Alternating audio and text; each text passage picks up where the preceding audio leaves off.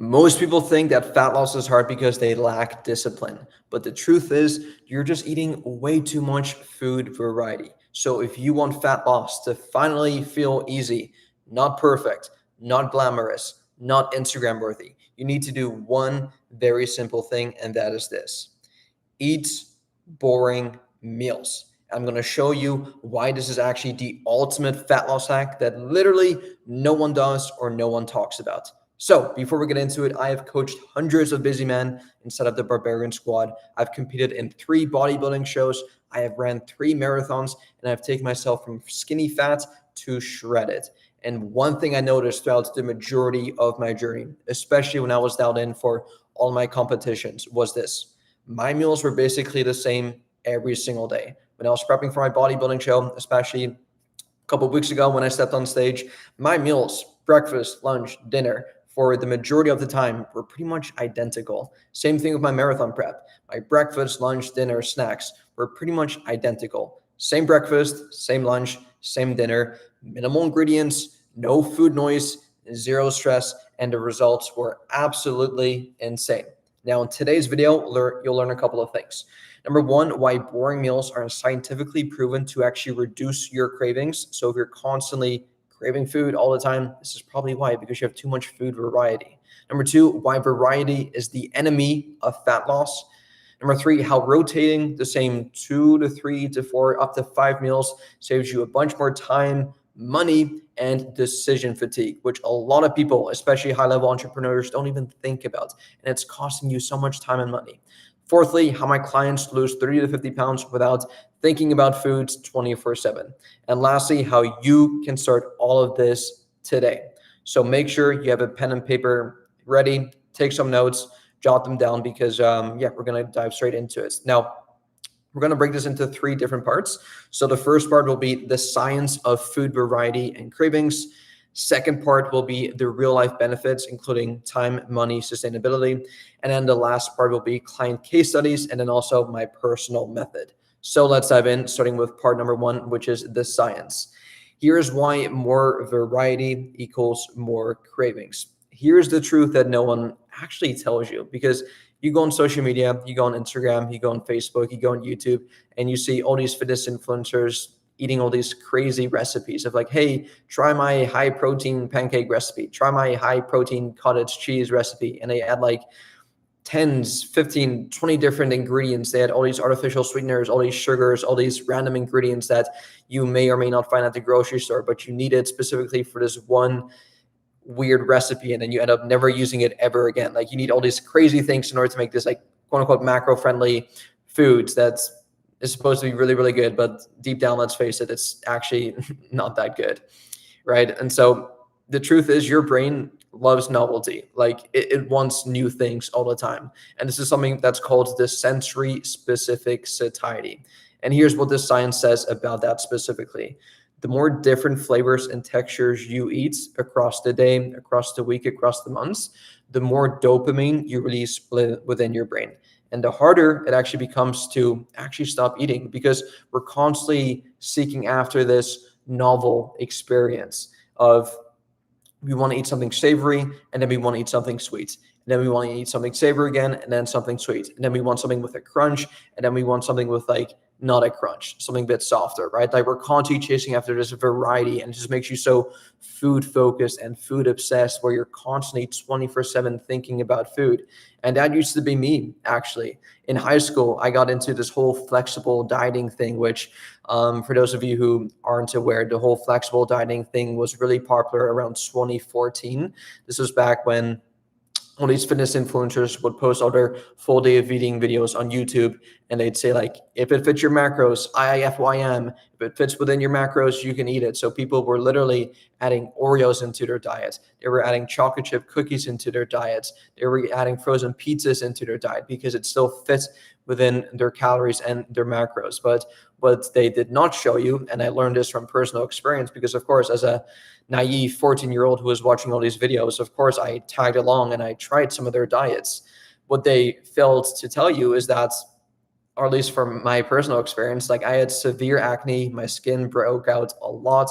I actually posted videos. I started posting YouTube videos in 2019, and you can definitely tell just by looking at my face. I just had a really chubby face, and that's always been like my biggest insecurity. It wasn't due to probably the food I was eating, but it was definitely due to the amount of food I was eating. But yeah, I also had like all these like pimples around my face, like my skin started breaking out, that like acne, especially here, and it would literally stay there for like years, not even months, but like years. And it wasn't until I kind of cleaned up my diet when all of that just reduced. And we'll touch on that later on in this video. But all these people, what they failed to actually tell you inside of their videos was that, number one, yeah, skin breaks out, acne. You just feel lethargic all the time because just it doesn't take a scientist to figure out that if you're eating pizzas, cookies, Oreos within your diets, despite still staying within your calories, you're not going to feel the best. You're not going to recover the best. Like, you really think eating a pizza before your workout is going to optimize your performance, or eating a bag of Oreos before bed is going to optimize your sleep or optimize your recovery? Of course not. A 5-year-old knows that. You don't need me to tell you that, right? So all these negative things start to happen when I started to like get into this whole flexible dieting, if it fits your macros approach, right? And so going back to what I said earlier, the more different flavors and textures you eat, the more dopamine you release, and the harder it becomes to just stop eating, right? And so I found myself in another issue where I had all these weird cravings, where because now I was eating all these hyper palatable processed junk food, despite fitting within my macros, guess what I was craving more of? I was craving more cookies. I was craving more donuts. I was craving more fries all the time because I was eating them so often. So whenever I was hungry, instead of craving like what I crave now, which is just like a regular meal of like chicken or potatoes or rice or oatmeal, just something healthy, hearty that actually helps me reach my goals and helps me perform the best and feel the best and digest the food the best. I was craving all these random foods that a 5-year-old would crave, the junk, the processed foods, because I was eating like a 5-year-old, right? And now a really famous study from the British Journal of Nutrition found that people who eat higher food variety actually consume 29% more total calories without even realizing it. And now another study found that from the University of Buffalo found that reducing flavor variety significantly reduces binge eating behaviors. And this is probably why, because number one, you're full after eating chicken, breast, and broccoli, but then suddenly you always have room for desserts, right? This is a classic thing people say all the time of after eating like a big dinner, you always have enough room for dessert. Everyone says that, whether it's your mom, especially your grandma, right? She always tells you like, oh, you just ate a big meal, but there's always room for dessert. We got a second stomach for our dessert, right? And that is because the food is different. It's got a different texture. It's got different variety. It's got different tastes, right? And so by constantly switching out the different food types that you're eating, you may or may not have extra room within your stomach, but you'll tell yourself that you do. Because, like, for example, if the only thing that you could eat on this day was chicken, broccoli, and rice, just for example, I don't tell my clients to do this. I don't want you guys to do this, but just for example's sake, like, after done eating a meal, let's say just a regular plate of chicken, broccoli, and rice, and you feel satisfied, you're good. You're just gonna stop eating, right? But if I were to tell you that, hey, you can have multiple different meals. You can have one plate of chicken, broccoli, and rice, but then here's another plate of pizza, and then here's another plate of ice cream, and then here's another plate of cookies, right? This is kind of like what a lot of people do at all-you-can-eat buffets, where the strategy, if your goal is to eat a lot of food, basically is to go from food to food to food to food in terms of like the different types of foods. That's the psychology people use. Like competitive eaters, they go through the food variety so that they can actually stomach more food in total by having different foods altogether. Because it's increasingly more difficult to eat 10,000 calories worth of one food than it is to eat 10,000 calories worth of multiple different foods. I want you to do this right now. Go on YouTube. You won't see me ever do this, but search up 10,000 calorie food challenge. Most of the people, literally everyone who does it, and you'll see you'll notice something. You'll notice a trend amongst these people. They map this out. They plan this out. They go from sweet food to savory food, to sweet food to savory food, and they go back and forth, just so they can stomach the food a bit more. You will likely never see someone do a 10,000 calorie challenge of just eating one single food. Imagine someone doing a 10,000 calorie challenge on just eating like chicken, or just eating like, even like just only eating desserts, or only eating like savory food. Like, it becomes increasingly more difficult. Whereas if you add more food variety, so if you go from a savory foods to a sweet food, you tend to do a whole lot better and you can actually jam pack a whole lot more calories. So unless your goal is to become a competitive eater and do 10,000 calorie challenges every single day, which I hope you don't, because then you'll just end up staying obese and fat and end up decreasing your lifespan and all these other horrible things that could end up happening. Unless your goal is to do that, which by all means, like each their own. But I assume if you're watching my videos, you're probably overweight and you're probably fat and you probably need to fix this because you have some medical concerns. You're probably taking a bunch of medications. You probably can't keep up with your children. You probably are really lethargic at work and you're probably not making as much money as you would like because you have zero energy. But if you fix your energy by fixing your diet, by losing the weight, you'll probably make more money. You get to keep up with your kids. You probably have higher libido. Your partner will actually want to have sex with you. All these other amazing things that are associated with better health, you probably want, right? So unless your goal is to do a 10,000 calorie challenge every single day, you're going to be far better off by not having as much food variety within your diet. So I'm done rambling there. Anyway, let's continue. Your appetite resets with new flavors. So when you're constantly switching meals, switching different recipes, different sauces, different seasonings, different restaurants, you are triggering cravings 24/7. But when you stick to similar meals, your hunger stabilizes, your cravings drop, and you literally forget about food.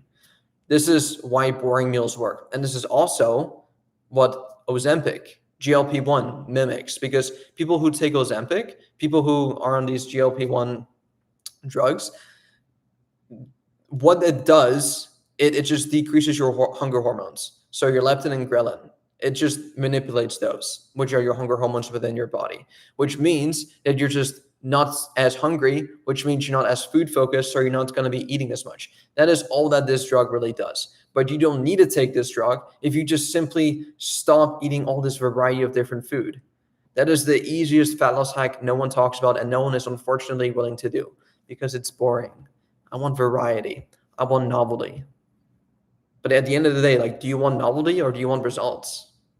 Now, I'm not saying you can never have food variety again, because later on in this video, I'll explain to you exactly how you can still eat different foods on a weekly, monthly, yearly basis.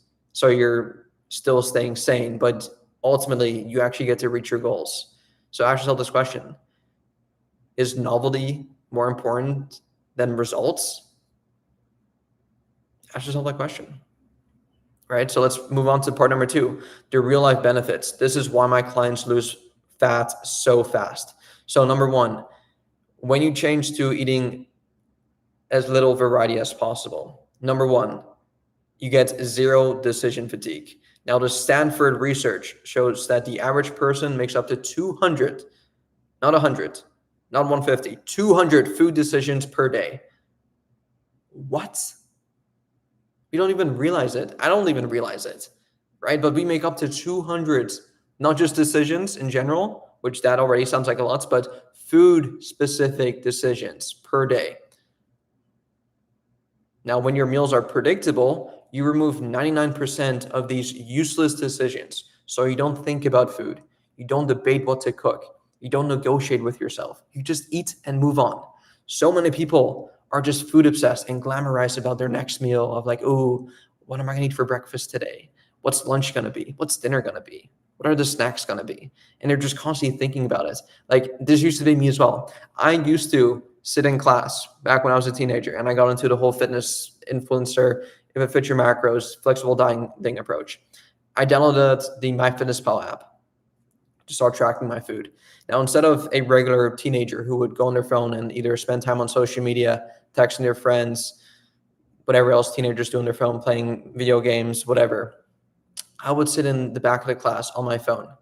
I would open up the MyFitnessPal app and I would just figure out what foods would fit into my diet.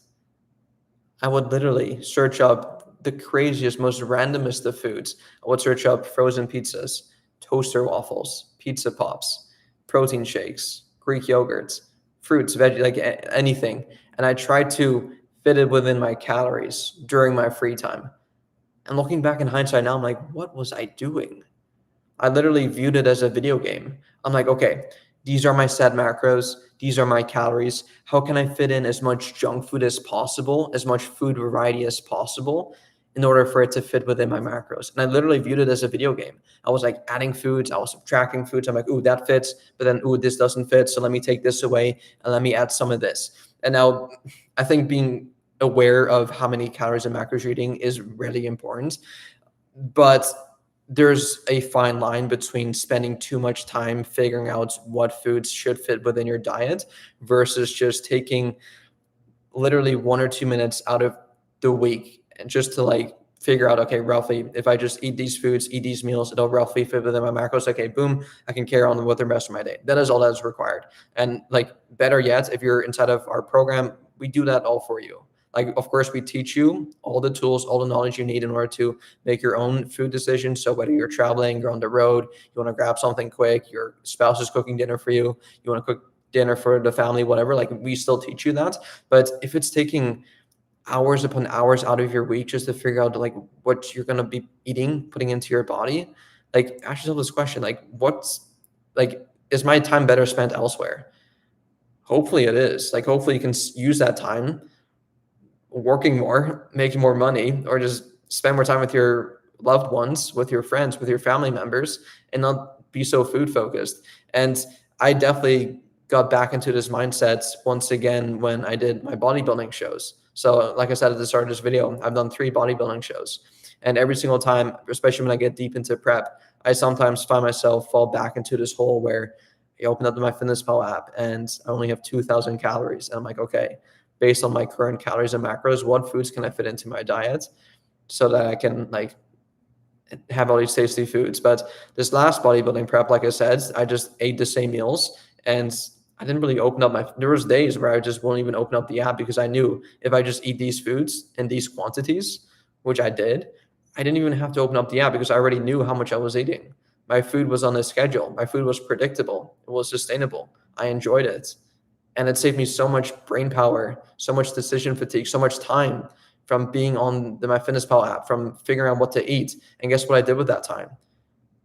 I made more videos. I made more content. I worked more. I got on more sales calls. I helped more people. I was more productive. I got to spend more time with my loved ones. I called my family members more. I hung out with my friends more. I was just a better, productive member of society. So when your meals are predictable, you remove 99% of that decision fatigue.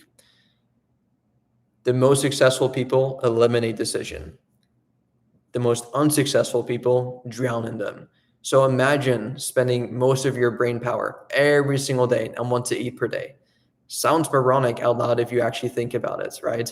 Like, imagine wrapping up the day and asking yourself, where did I spend most of my time? Or what did I spend most of my time thinking about? And the answer was food. That's a really sad existence. It really is, right? But that's exactly what you're doing. Like, we have our busy clients stick to a set food plan that rotates weekly, not daily variation, not weekly variation, sometimes monthly, and especially during busy periods. But like, depending on the person, like especially Monday through Friday, you're already working, you're already on a set schedule. The last thing you need to worry about is like what you're going to be putting into your mouth. So I think also just from a logical common sense perspective, if you can just automate, delegate, and systemize your meals Monday through Friday, have that predictability, you're already on the grind, you're already working, you already know when you'll be clocking in and clocking out of work, like you got that set. Why not do the same with your meals? And then when the weekend comes around, right, you get to be a bit more flexible. If you want to eat out, sure, you can do that. Like, that's what we have our clients do. We have them dial in Monday through Friday. And then on the weekends, maybe if they want to eat out at their favorite restaurants, maybe if they want to whatever, be a bit more flexible. Yeah, 100%. And that's what I do as well. And I enjoy it. Like, I love eating sushi. I love eating sushi. It's not part of my daily meal plan, but it's definitely part of like my weekly, if not monthly meal plan. I mean, not meal plan, but yeah, like I'm flexible with my diet. I'm very flexible. A lot of people will look at me and say like, oh, like what you're saying is like, it's so unsustainable. Like, I can't do that. Like, I guarantee you can, and you actually enjoy it a lot more too. And then especially when the weekend comes around and you don't want to be eating the same meals, like you don't have to, because now you actually have that added free time where you could allocate towards, okay, if I actually want to eat something different, I can do this. And especially like as well, like if you do grocery shopping, I actually touch on this number right now, actually. So point number 2, it saves you time, hours per week. So when you rotate the same 3 to 4 meals on a daily basis, you grocery shop in only 10 minutes, you meal prep in under 30 minutes, you cook a whole lot faster, you track your calories a whole lot faster, and you never waste food. Like the amount of food people waste as well is ridiculous to me. So most people fail not because food is hard, but because they're just overwhelmed.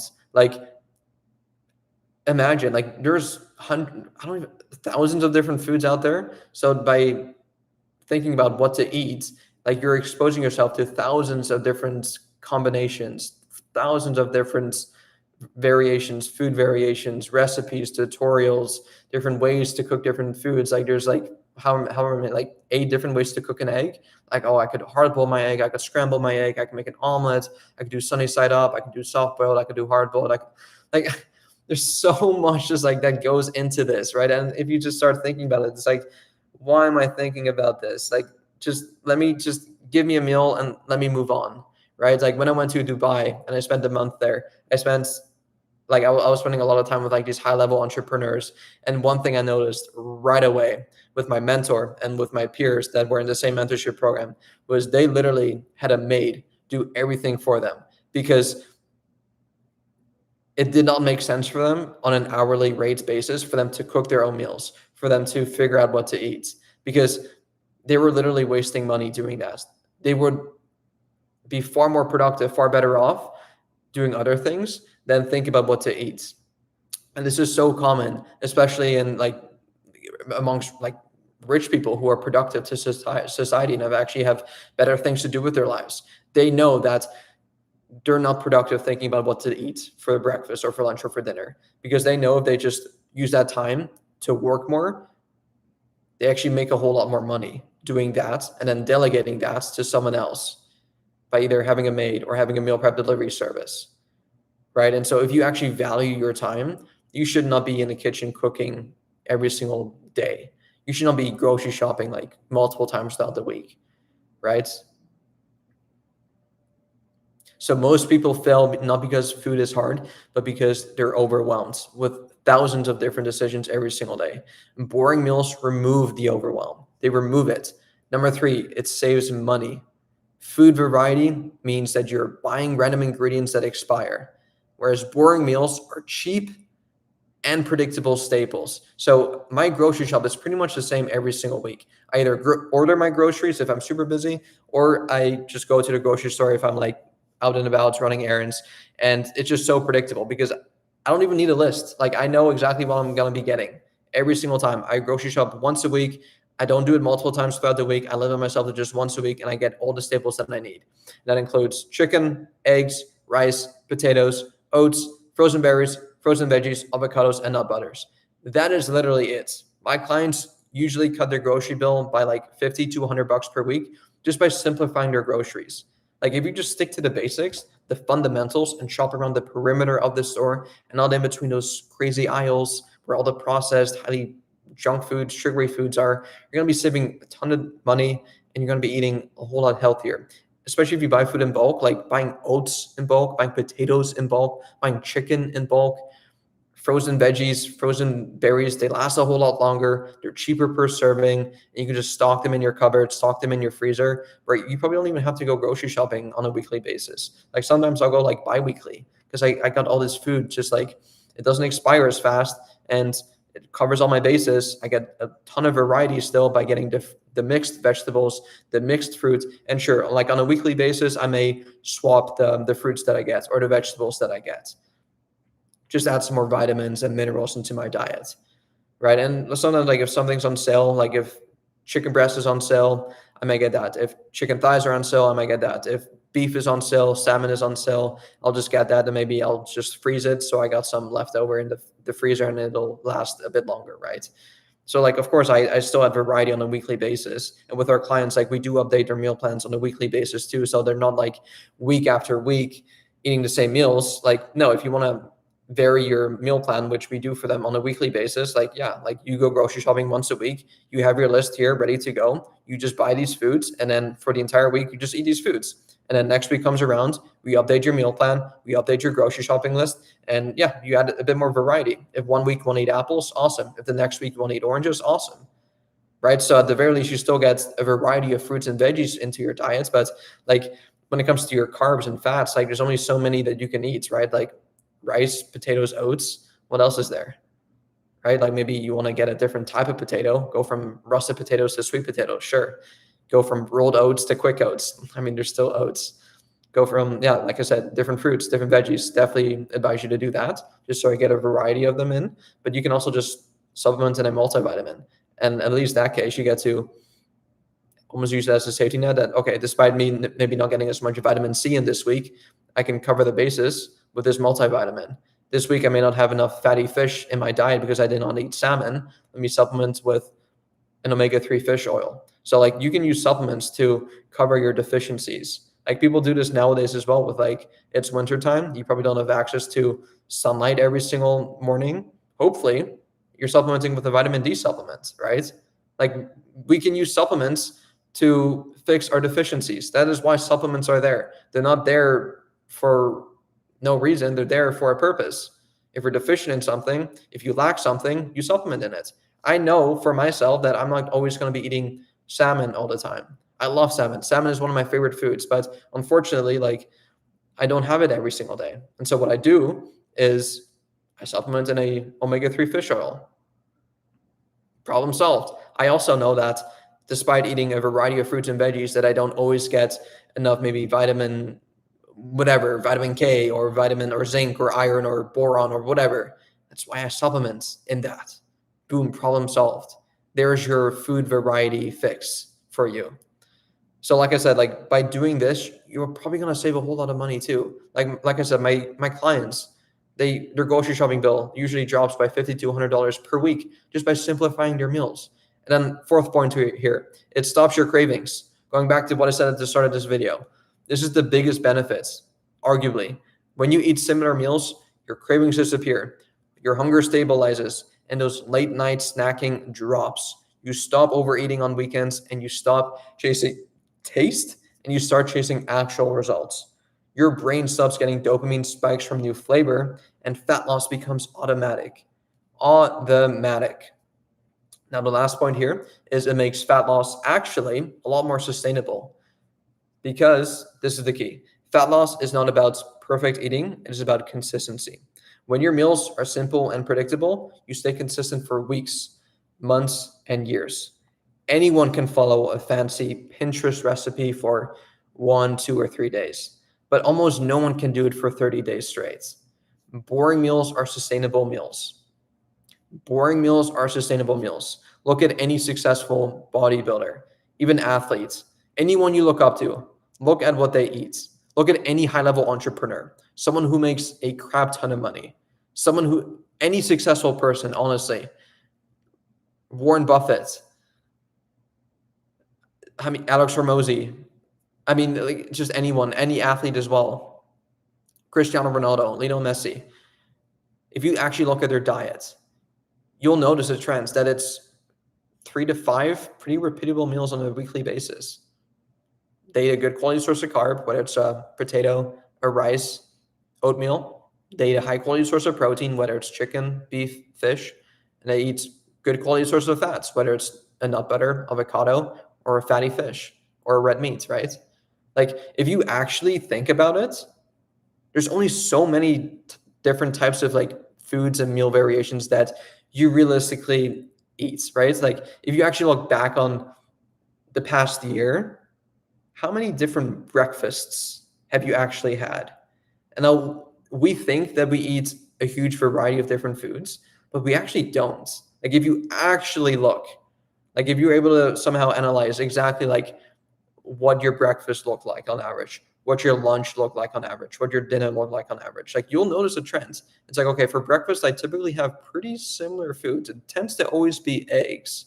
And then for lunch, it tends to always be something at the salad bar. It tends to always be like something with chicken, right? And then for dinner, it's usually always like a carb and a protein and maybe a healthy fat, right? Like if you actually think about it, if you actually analyze your food intake, you'll realize some trends. You'll realize that, wait a second, I don't actually eat that big of a variety of foods. I actually just eat pretty similar foods, yet I'm still making all these random 200 foods decisions. So once you understand that, you'll save so much brain power. And brain power is something that I like to term of like, we wake up every single morning and there's like a finite amount of like thinking that we can do, or brain power that we can utilize towards tasks, towards thinking, right? And so the less decisions that we can allocate towards what we're going to be putting into our mouth in terms of the food that we eat, the more brain power we have left over for the bigger decisions in life, like things that could move the needle in your business, things that could make you more money, things that could actually accelerate your friendships, your relationships, you spending time with your family, your children, your loved ones, right? Something to think about. So let's move on to the last part here, which is my personal experience and some client case studies. So my personal story. Every single time, and actually analyze this for myself, every single time I got shredded during a bodybuilding prep, for photo shoots, for marathon training, even now just maintaining like single digit body fat percentage pretty much year round effortlessly. My meals are simple: eggs, oats, berries for breakfast, chicken, potatoes, veggies for lunch, Greek yogurt, fruit for desserts, steak, rice, veggies for dinner. Like very simple. Like I have these on rotation, and like where I get my variety from is honestly like from the seasonings I use, right? Like I eat the same staple foods. Like I always like, I love oats, I love potatoes. These are like my main source of carbs. I love any fruits, any vegetable. Protein is usually always chicken or beef or fish or a whey protein. But where I really get my variety from is just from the seasonings I use. Like sometimes it may be like just some salt and pepper. But sometimes if I want to spice it up, I may use like some hot sauce or some sweet chili sauce, the 0 calorie one, or some teriyaki sauce. Like that is where I actually get my food variety from. So something for you to consider as well. And it's like, it's going to be easier for you. It's going to be cheaper, and it saves you just so much time as well, right? So it's pretty much the same thing every single day, not because I'm boring, but because I like results more than I do entertainment. Like my goals and me achieving my goals, my bodybuilding goals, my marathon training goals are far more important than me getting this dopamine spike from eating different foods every single day. And now going to some client case studies. My client John actually went from 225 down to 200 pounds by simply rotating 3 meals: the same breakfast, the same lunch, and a simple dinner variation. He said simplifying meals was the first time he didn't feel overwhelmed, and that is why he actually kept the weight off. Moving on to my client Yvonne, who is a mom of 2, down 13 pounds already inside of our program. She ate the same mom meals during the weekdays, and her cravings dropped, her stress dropped, and her fat loss skyrocketed. And now my last client I want to highlight here is Charles. He went from 180 down to 148, and he literally told me, eating similar meals made fat loss stupidly simple. These results don't happen by accident. They happen because boring meals create consistency, and consistency creates results. So here's how to start. A super simple framework anyone can start doing right away. Hopefully you guys took some value out of this video so far, but you only need 2 to 3 meals for weekdays. That is all you need. So for breakfast, pick one high protein option, whether it's some oatmeal, some whey protein, or some eggs and fruits, or some Greek yogurt with berries. That is it. For lunch, pick one work lunch, whether it's some chicken and potatoes or beef and rice. Very, very simple. And then for dinner, pick one dinner template for the week, whether it's a protein, veggie, and a carb source, or a bowl-style meal, or a simple stir-fry.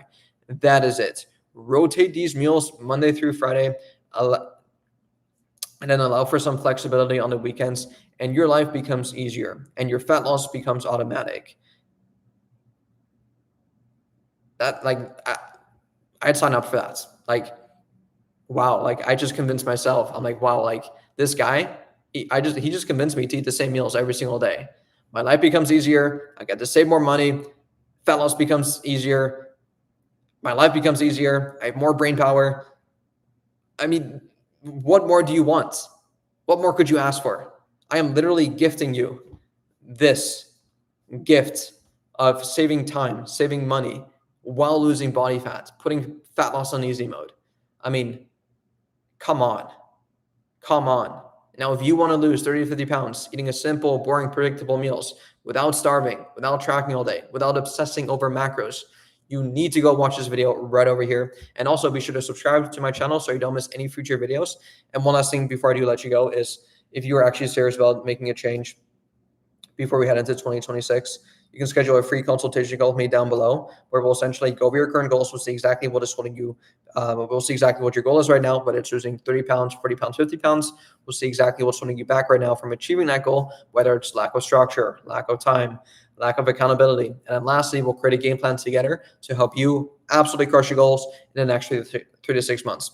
If that sounds good to you, the link will be in the description down below, and I'll speak to you soon. Peace.